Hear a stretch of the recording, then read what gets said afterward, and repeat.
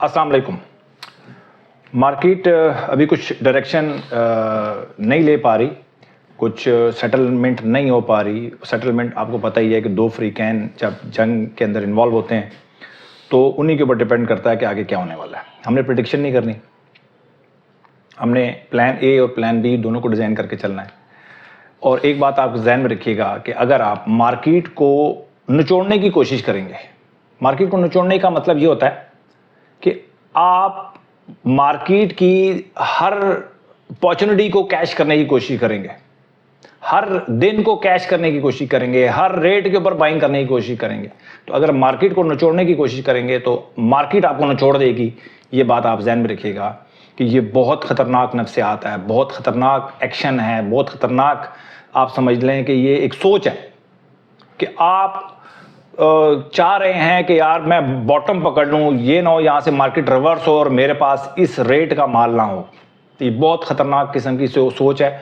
अगर आपने stock market में इन्वेस्टमेंट करनी है, आगे आने वाले दिनों में काम करना है, तो इस सोच को बदलना होगा। मार्केट को निचोड़ने की कोशिश ना करें, अदरवाइज़ ये मार्केट आपको निचोड़ देगी। ठीक है, तो कुछ क्वेश्चंस हैं जो बड़े इंपॉर्टेंट हैं, उनको मुझे लेना पड़ेगा। और सबसे पहले जो क्वेश्चन है वो ये है कि म्यूचुअल फंड्स वाले क्या स्ट्रेटजी होनी चाहिए। तो म्यूचुअल फंड्स आप समझ लें कि म्यूचुअल फंड्स को भी आप एक स्टॉक की तरह लें। ठीक है, किसी भी आपने म्यूचुअल फंड में अगर आपने इन्वेस्टमेंट की हुई है तो आप उसको स्टॉक की तरह आप ट्रीट करेंगे। आपको इस तरह के हालात में भी म्यूचुअल फंड में प्रॉब्लम ये होता है कि ज़्यादातर लोग जो हैं वो तेज़ मार्केट में म्यूचुअल फंड्स में इन्वेस्टमेंट करते हैं। म्यूचुअल फंड्स को भी एक स्टॉक की तरह लें। अगर एक फर्ज कर लें कि आपने एक यूनिट लिया था 1000 का और आज अगर वो 700 का मिल रहा है आपको, या 600 का मिल रहा है, या 750 का मिल रहा है, तो आपको बाय करना पड़ेगा। आपको एवरेज करनी पड़ेगी उसके अंदर भी, म्यूचुअल फंड्स के अंदर भी आपको इसी तरह ही आपको एवरेज करनी पड़ेगी। और इसके अलावा कोई हल नहीं है आपके पास। ठीक है, एग्जिट कोई वो नहीं है, किसी भी मसले का हल नहीं है। एग्जिट नहीं ले सकते आप, आपको एवरेज करना है। हालात देखें, अब मैं ये समझता हूँ कि जब दुनिया ईरान, अमेरिका या इसराइल की जो इस प्रॉब्लम से जब निकलेगी तो दुनिया थोड़ी सी मुझे डिफरेंट नज़र आ रही है। खासकर जो हमारा जो मिडल ईस्ट वाला जो सिचुएशन होगी वो बहुत डिफरेंट नज़र आने वाली है मुझे सब। तो जो कुछ भी होगा मेरे हिसाब से, तो मैंने आपको पहले भी कहा था कि पाकिस्तान के लिए बहुत अच्छा होने वाला है। जो भी चेंज आएगा वो पाकिस्तान को वो फेवर करेगा। ठीक है, वो पाकिस्तान की फेवर में होगा अगर चेंज आता है। अगर चेंज नहीं आता तो ठीक है, तब भी हम ठीक थे। बट अगर आपको चेंज आता है, कुछ सोचते हैं मुल्क मिडिल ईस्ट वाले, जापान, इस तरह के जो नेटो जो कंट्रीज हैं, अगर वो कुछ सोचते हैं, कुछ डिफरेंट सोचते हैं, तो पाकिस्तान के लिए वो अपॉर्चुनिटी है। अभी कह रहे हैं जी कि शिफा रोहानी साहब हैं कोई, ये कहते हैं जी कि करंट सिचुएशन में 30% लॉस बुक कर लिया है, अब कैश इन हैंड है, क्या करूं, प्लीज मुस्तफा असगर एडवाइस। बहुत खतरनाक सिचुएशन में आपने डाल दिया है जब भी ये क्वेश्चन आता है। देखें, मुझे नहीं पता भाई कि यहां से मार्केट ने 30% और नीचे जाना है या यहां से मार्केट ने 30% ऊपर जाना है, मुझे नहीं पता।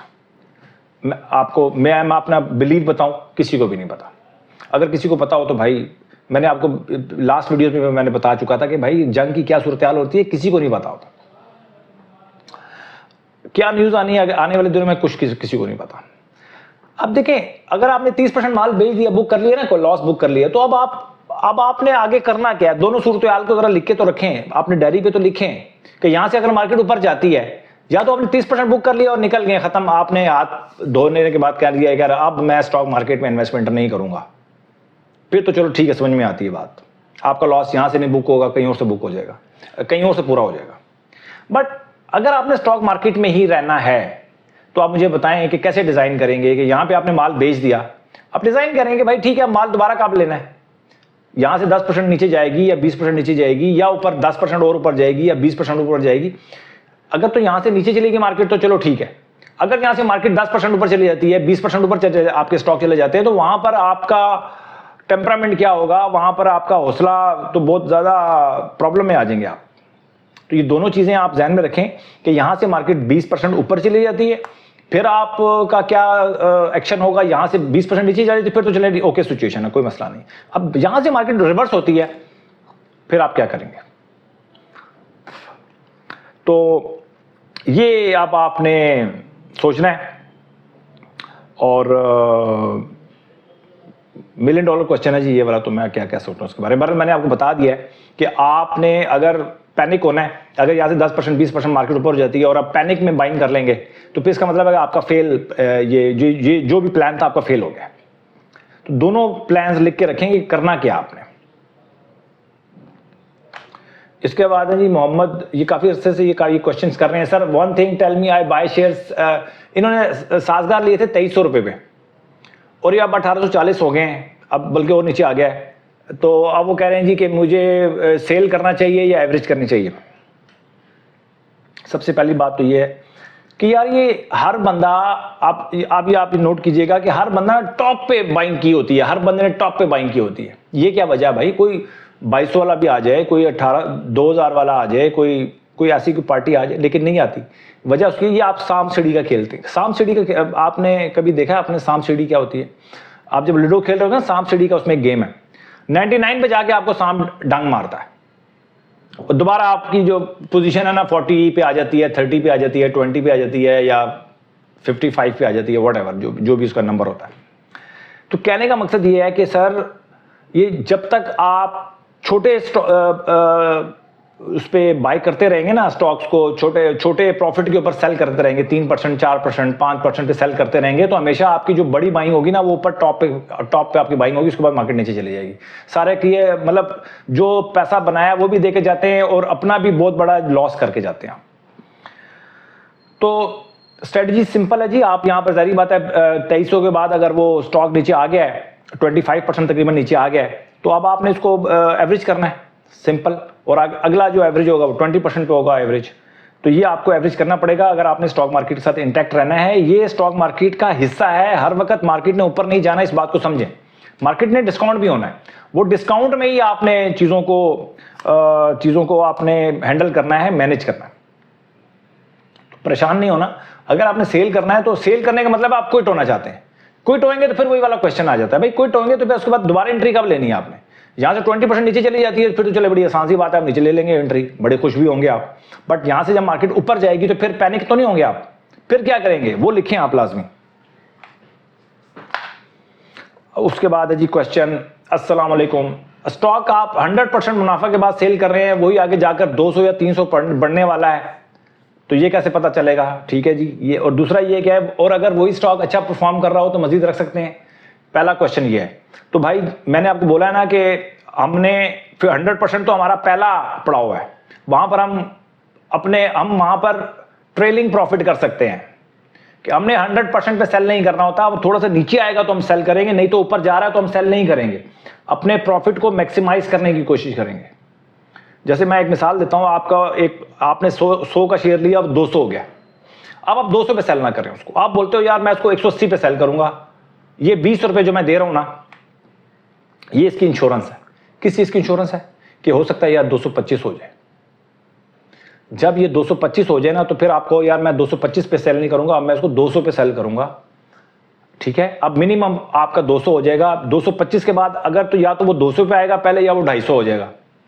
तो अगर वो 250 हो जाता है तो आप बोलते हो कि यार अब मैं इसको 225 पे सेल करूंगा, 250 पे सेल नहीं करूंगा, क्यों? कि हो सकता है ये 300 हो जाए।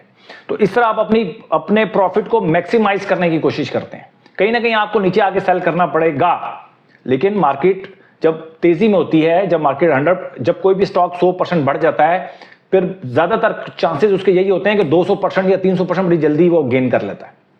तो कहीं ना कहीं आपको इस तरह नीचे इंश्योरेंस देनी पड़ेगी और वो इंश्योरेंस आपको पे करेगी। ये एक तरीका कार है कि आपने अपने प्रॉफिट को कैसे मैक्सिमाइज करना है। ये एक तरीका है मेरे ज़हन में, और कुछ नहीं है। दूसरा क्वेश्चन इनका ये है कि अगर आज कोई स्टॉक आउट परफॉर्म कर रहा है, कल के बाद ना करे, तो इसकी क्या गारंटी है? ठीक है जी, ये भी बड़ा अच्छा क्वेश्चन है। और देखें, आज हम जो कोई स्टॉक बाय कर रहे हैं, पहली बात तो ये है कि हम जो आज स्टॉक बाय कर रहे हैं वो एक तो उसके अकाउंट्स अच्छे होने चाहिए, कंपनी अच्छी होनी चाहिए, पहली बात तो ये। दूसरी बात ये है कि अगर आज हम आउट परफॉर्म स्टॉक देख रहे हैं ना, वो सिर्फ इसलिए देख रहे हैं कि यार अंडर परफॉर्म तो नहीं है, वो इसलिए सिर्फ हम देखते हैं कि कहीं स्टॉक में कोई बुरी बात तो नहीं है, कोई ऐसी न्यूज तो नहीं है गलत। अगर देखें कोई स्टॉक अपनी वजह से, कंपनी की कोई गलती की वजह से या कंपनी की परफॉर्मेंस की वजह से स्टॉक नीचे जा रहा होता है, तो वो KSE 100 इंडेक्स को अंडर परफॉर्म करता है, आउट परफॉर्म नहीं कर रहा होता।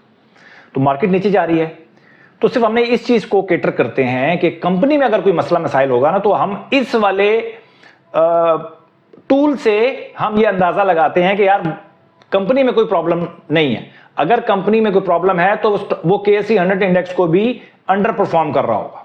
तो जब भी आप बाय करें तो कम से कम अंडर परफॉर्म वाले स्टॉक बाय ना करें, आउट परफॉर्म जो कर रहे हो वो स्टॉक बाय करें, ताकि हमें यह पता चल जाए कि यार मार्केट के गिरने की वजह से एक स्टॉक गिर रहा है, इंडिविजुअल कोई प्रॉब्लम नहीं है कंपनी के अंदर। ये वाला जो टूल है वो इस वजह से हम यूज करते हैं, ठीक है। तो आगे जाकर अगर वो अंडर परफॉर्म करना शुरू कर देगा स्टॉक, तो ठीक है, वो करना शुरू हो जाएगा, कोई मसला नहीं है। वो कुछ दिनों के लिए या कुछ महीनों के लिए, या ठीक है, कुछ मसला होता है स्टॉक का, लेकिन इंडिविजुअल कंपनी अगर काम ठीक कर रही है तो कोई प्रॉब्लम नहीं होता उसके अंदर। इस टूल से सिर्फ हम इंडिविजुअल कंपनी को हम देखते हैं कि यार इंडिविजुअल कंपनी में कोई प्रॉब्लम तो नहीं है, तो सिर्फ उस चीज को कैटर करने के लिए हम ये आउट परफॉर्म और अंडर परफॉर्म वाला टूल जो है वो यूज करते हैं। अपना बहुत ख्याल रखें, अपनी इन्वेस्टमेंट का ख्याल रखें और अपने आप को क्लियर करें। हर वीडियो में मैं ये कह रहा हूँ कि आपने थोड़ा सा हौसला रखना है और डायरी के मुताबिक काम करना है।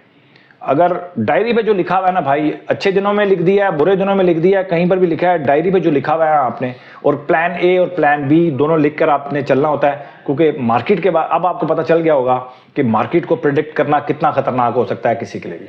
अपना बहुत ख्याल रखें, अपनी इन्वेस्टमेंट का ख्याल रखें। Thank you very much.